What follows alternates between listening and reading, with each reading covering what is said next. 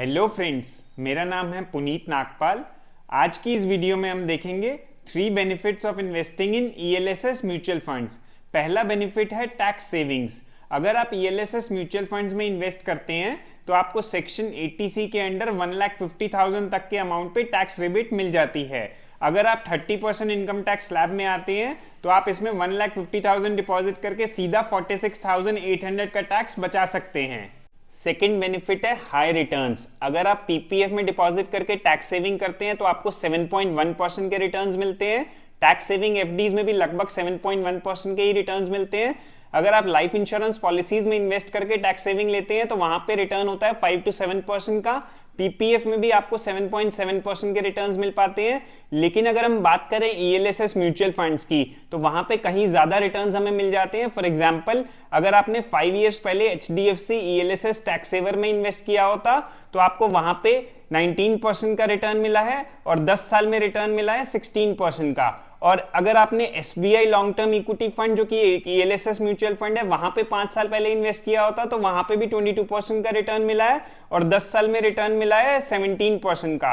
तो कहने का मतलब ये है कि बाकी टैक्स सेविंग इंस्ट्रूमेंट्स के मुकाबले ईएलएसएस म्यूचुअल फंड्स में कहीं ज्यादा रिटर्न्स अपने को मिल जाते हैं। थर्ड बेनिफिट है higher liquidity. ELSS mutual funds में लॉक इन पीरियड होता है सिर्फ 3 साल का और बाकी टैक्स सेविंग इंस्ट्रूमेंट्स में लॉक इन पीरियड काफी ज्यादा होता है। जैसे पीपीएफ में लॉक इन पीरियड होता है 15 इयर्स का, टैक्स सेविंग एफडीज और एनएससी में लॉक इन पीरियड रहता है 5 इयर्स का। अगर आप लाइफ इंश्योरेंस पॉलिसीज में डिपॉजिट करते हैं तो वहां भी 10, 15, 20 साल तक के लॉक इन पीरियड रहते हैं। तो सिर्फ ईएलएसएस म्यूचुअल फंड एक ऐसा इंस्ट्रूमेंट है जहां पे सिर्फ 3 साल का लॉक इन पीरियड आपको मिलता है और आप जल्दी अपने पैसे को विड्रॉ कर पाते हैं।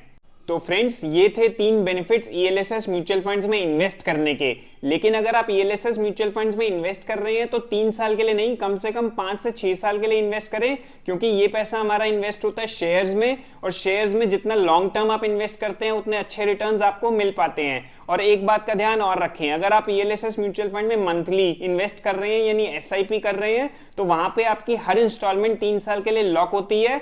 तो कहने का मतलब ये है, अगर आप 10 साल के लिए ईएलएसएस म्यूचुअल फंड में एसआईपी कर रहे हैं तो 10 साल के बाद आप पहले 7 साल का ही पैसा विद प्रॉफिट निकाल पाएंगे और लास्ट 3 साल का पैसा भी लॉक रहेगा, क्योंकि हर इंस्टॉलमेंट ईएलएसएस म्यूचुअल फंड में मिनिमम 3 इयर्स के लिए लॉक होती है, क्योंकि आपको हर इंस्टॉलमेंट पे टैक्स रिबेट मिलती है। तो फ्रेंड्स, आज की वीडियो यहीं तक थी। अगर ये वीडियो आपको अच्छी लगी हो तो इसे लाइक करें, हमारे चैनल को भी सब्सक्राइब कर लीजिएगा। Thank you for watching.